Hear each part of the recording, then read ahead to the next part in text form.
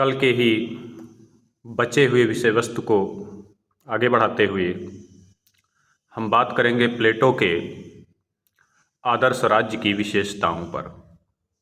कल की चर्चा में जैसा कि हमने भूमिका, आदर्श राज्य की प्राप्ति के साधन और उसके दार्शनिक आधार पर चर्चा किया था, उसी बचे हुए विषय वस्तु को आगे बढ़ाते हुए हम बात करेंगे कि प्लेटो के आदर्श राज्य की मूलभूत विशेषताएं क्या हैं। तो समय न लेते हुए चर्चा को आगे बढ़ाते हैं।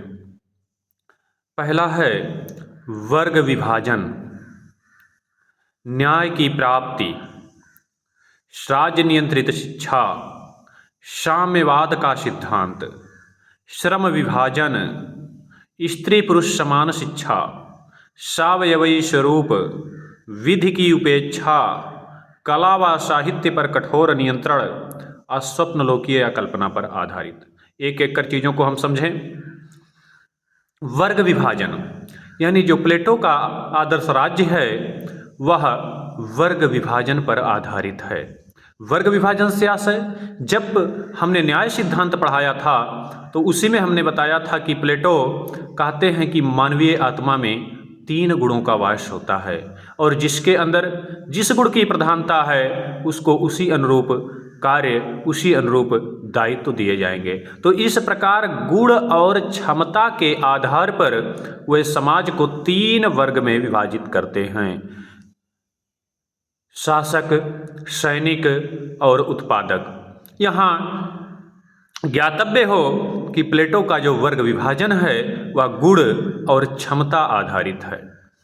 न्याय की प्राप्ति और आदर्श राज्य की क्या विशेषता है? न्याय की प्राप्ति। और कैसा न्याय?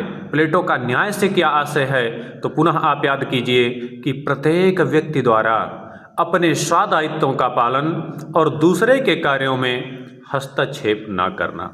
यानी जो दायित्व जिस व्यक्ति को, अच्छा दायित्व कैसे दिए जाएंगे? तो फिर वही चीज आ जाती है गुण और क्षमता के अनुरूप।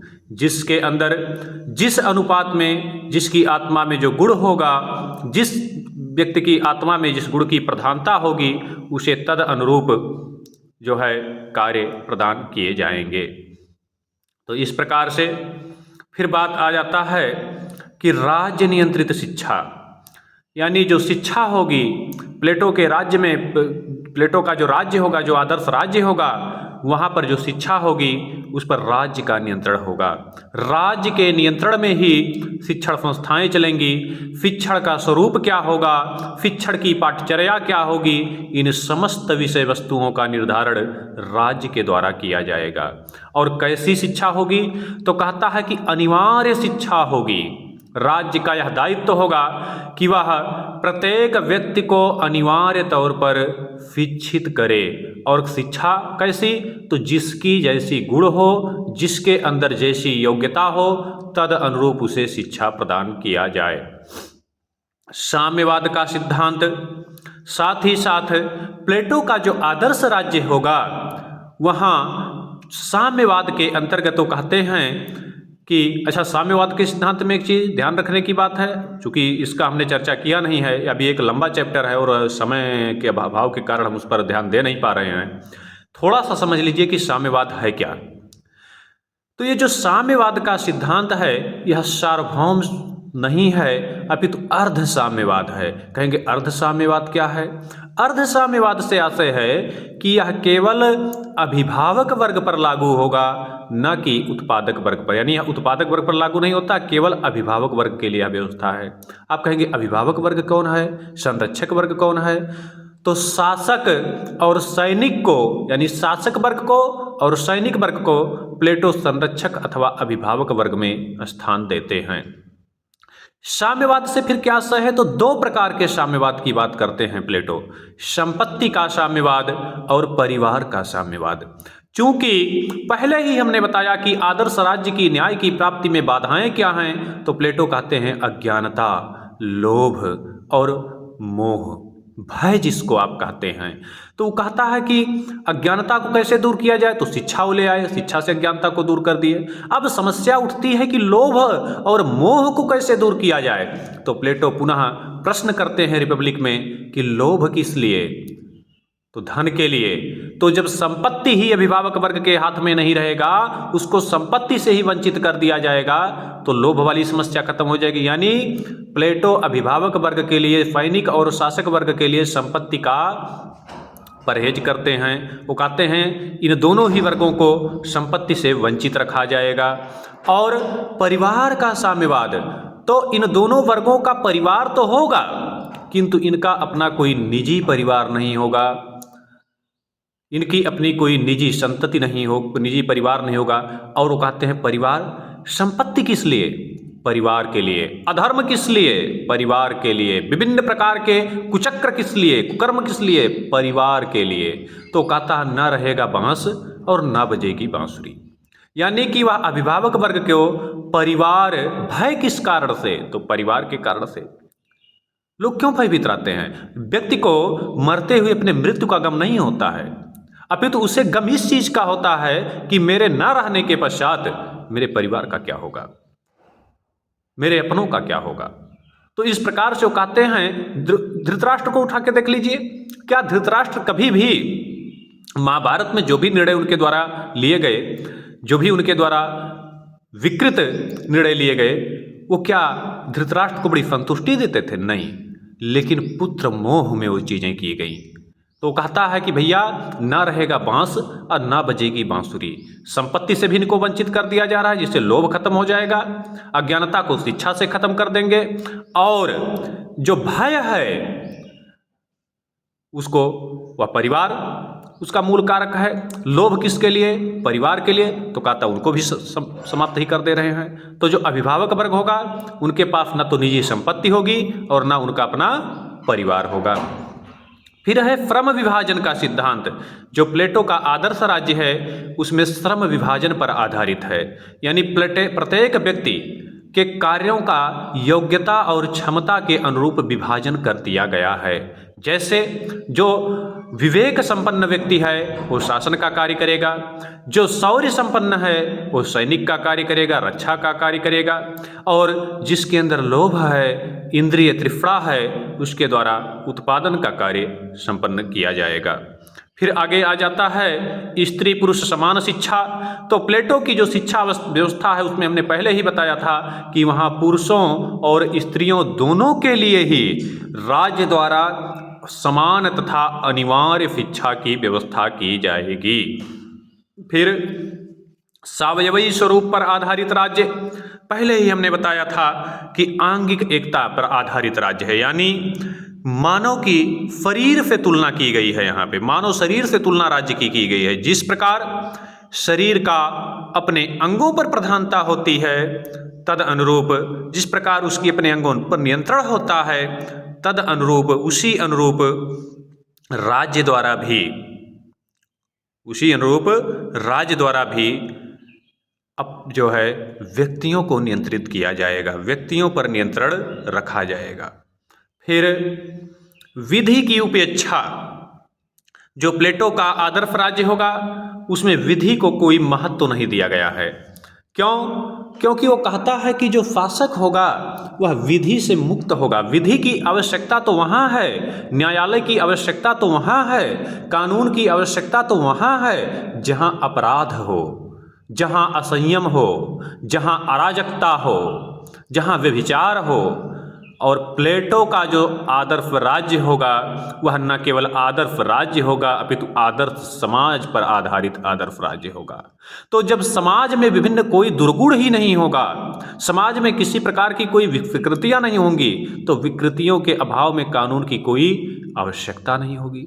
और दूसरा तर्क भी प्लेटो देते हैं कि जो शासक है वही कानून का स्रोत होगा, क्योंकि शासक विभिन्न प्रकार के व्याधियों से मुक्त है, क्योंकि उसको शिक्षा के माध्यम से अज्ञानता से दूर कर दिया गया है और साम्यवाद के माध्यम से लोभ और भय, मात्सर्य, मोह जैसे दुर्गुणों से मुक्त कर दिया गया है। तो ऐसे राज्य में कानून की कोई आवश्यकता नहीं होगी। कला व साहित्य पर कठोर नियंत्रण। प्लेटो का जो आदर्श राज्य है उसमें कला और साहित्य पर कठोर नियंत्रण की बात करता है प्लेटो। जाहिर सी बात है, नियंत्रण में आप कहेंगे सर क्या वहाँ कला का कोई महत्व नहीं होगा, वहाँ साहित्य का कोई महत्व नहीं होगा, वहाँ साहित्यकारों के लिए कोई स्थान नहीं होगा? ऐसी बात नहीं है। जब हमने प्लेटो की शिक्षा योजना को पढ़ाया था तो हमने बताया था कि जो प्रारंभिक शिक्षा है 6 से आरंभ से 6 वर्ष और दूसरे चरण की 6 से 18 वर्ष। तो 6 से 18 वर्षीय शिक्षा में हमने बताया था कि 2 शिक्षाएं, 2 प्रकार की होगी शिक्षा, एक संगीत की, एक व्यायाम की। और जब संगीत की शिक्षा हमने बताया तो हमने बताया था उसमें कला, साहित्य, इतिहास, विभिन्न विषय वस्तुओं का उसमें अध्ययन किया जाएगा, विषय वस्तु समाहित होंगे। तो वह कला पर नियंत्रण की बात नहीं कर रहे हैं, साहित्य पर नियंत्रण की बात नहीं कर रहे हैं, अपितु उनका यहाँ कहने का आशय है कि जो फत साहित्य होगा केवल उसी को राज्य के द्वारा जो है अनुमति दी जाएगी, उसी को केवल प्रोत्साहन दिया जाएगा। ऐसे साहित्य, ऐसे कला जो व्यभिचार को समाज में बढ़ावा दें, जो विकृतियों को बढ़ावा दें, जो दुराचार को बढ़ावा दें, मानव मन को संक्रमित करने वाले हों, मानवीय आत्मा को कुंठित करने वाले हों, ऐसे समस्त नाटकों पर, ऐसे समस्त साहित्यों पर और साहित्यकारों को कठोर नियंत्रण रखा जाएगा। यानी ऐसे साहित्यों को या साहित्यकारों को साहित्य लिखने की अनुमति नहीं होगी, ऐसे नाटकों को अनुमति नहीं होगी, ऐसे संगीत को अनुमति नहीं होगी। फिर है स्वप्नलोकीय कल्पना पर आधारित राज्य। और आदर्श राज्य की जो अंतिम विशेषता वह स्वप्नलोकीय, यानी जिसको आप कहते हैं स्वप्न देखना या कल्पना पर आधारित, जो काल्पनिक है। तो प्लेटो इस चीज को स्वीकार करते हैं कि भाई देखिए जो हमारा आदर्श राज्य है कोई वास्तविक नहीं है, यह अपितु कल्पना पर आधारित है। तो इसका उत्तर भी प्लेटो बड़े सुंदर शब्दों में देते हैं कि जिस प्रकार एक चित्रकार का कार्य श्रेष्ठ चित्र का निर्माण करना है, तद अनुरूप एक चिंतक का कार्य श्रेष्ठ चिंतन करना है, और मैंने वही तो किया है। रही बात इस चिंतन को कितना व्यवहारिक स्वरूप मिलेगा, कितना इसे लागू किया जाएगा, कितना समाज इसे अंगीकार करेगा, ये समाज के प्रकृति पर निर्भर करता है। यदि समाज उत्कृष्ट होगा तो ऐसे राज्य की स्थापना कोई अव्यवहारिक नहीं है, कोई बहुत गूढ़ नहीं है। और यदि समाज कलंकित होगा, समाज दुष्चरित्र होगा, तो उस समाज में ऐसे विचारों को कभी ग्राह्य नहीं किया जाएगा।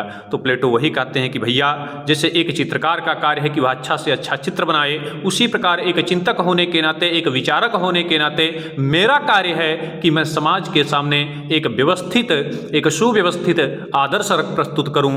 उन आदर्शों को समाज कितना स्वीकार करेगा, कितना संजोएगा, ये आने वाले समाज के प्रकृति पर निर्भर करेगा, उनके अपने चरित्र पर निर्भर करेगा। ये तो उनकी विशेषताएं हो गई। अब बात आ जाती है आलोचना। तो प्लेटो के आदर्श राज्य की कुछ आलोचनाएं भी की गई हैं, कुछ अव्यवहारिक भी हैं और कुछ अव्यवहारिक भी हैं जिनकी कोई महत्व नहीं है। पहला है काल्पनिक व अव्यवहारिक। तो भैया इसका खंडन अभी अभी प्लेटो कर दे रहे हैं, वो स्वतः स्वीकार करते हैं। इनकी आलोचना की जाती है कि भैया जो आदर्श राज्य आपने रखा उसका कहीं स्वरूप समाज में नहीं दिखाई देता है, वह केवल और केवल आपने कल्पना के आधार पर रखा है, आपने केवल अपनी जो है सोच के आधार पर प्रस्तुत किया है। तो प्लेटो उसका जो है बढ़िया जवाब अपने 10वें विशेषता के अंतर्गत दे देते हैं, उसमें हमको कुछ कहने की आवश्यकता है नहीं। फिर है विधि की उपेक्षा।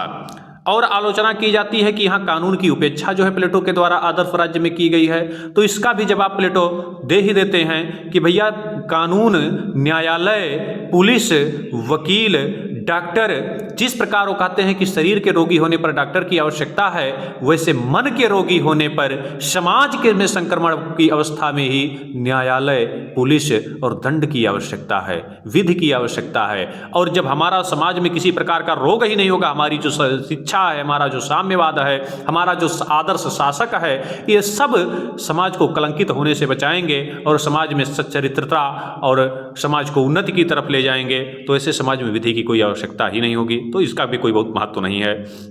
फिर निरंकुशता की बात करते हैं। बारंबार प्लेटो पर आरोप लगाया जाता है और मैंने कई तरीके से इसका खंडन भी किया है, अगले वीडियो में आप देख सकते हैं। तो निरंकुशता की भी कोई दूर दूर तक कोई गुंजाइश नहीं है। कहते हैं कि भैया शासक पर कोई जो कानून भी नहीं होगा, कोई विधि भी नहीं होगी, संविधान नहीं होगा, तो शासक निरंकुश हो जाएगा। अरे शासक को उसने पहले से ही नैतिकता के, सच्चरित्रता के ऐसे आवरण में ढक रखा है कि वह कभी उसकी उन सीमाओं का उल्लंघन कर ही नहीं सकता है। वो कानून से कहीं ज़्यादा प्रभावी उसके ऊपर अंकुश लगाने का कार्य करेंगे।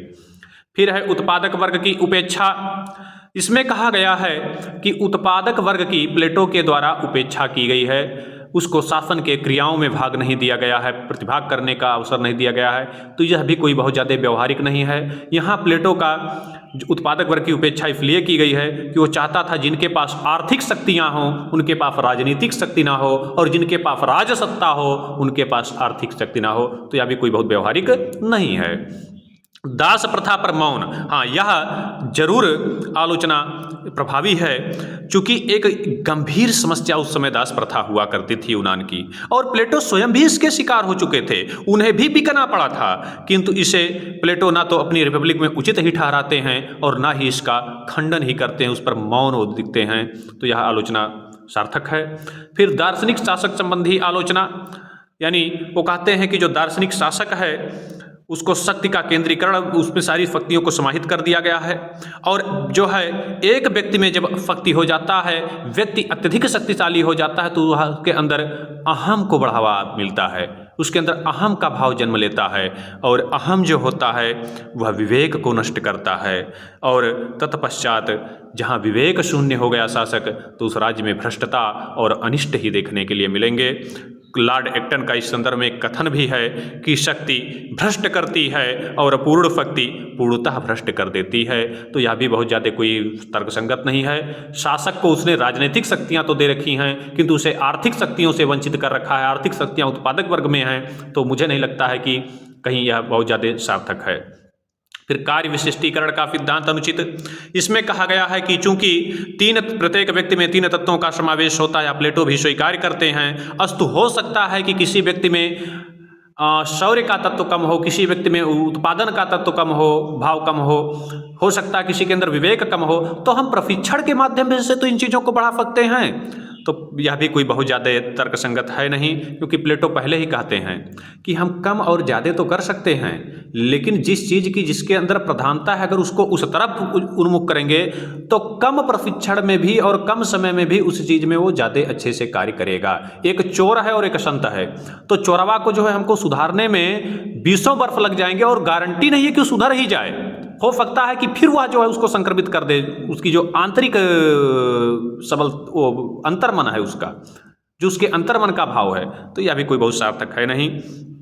सार रूप में हम कह सकते हैं कि तमाम आलोचनाओं के पश्चात कटु वास्तविकताओं को समाहित किए हुए है प्लेटो की राज्य संबंधी विवेचना या राज्य संबंधी योजना, जिन्हें पूर्णतः नज़रअंदाज करना स्वयं व सत्य से आंखें चुराने के समान ही है। इस प्रकार इस विषय वस्तु को ही विराम देते हैं। पुनः अगली चर्चा के साथ हम उपस्थित होंगे। धन्यवाद। अगर आपके कोई टिप्पणी है, कोई जो है आपका कोई प्रश्न है, तो आप टिप्पणी के माध्यम से रख सकते हैं।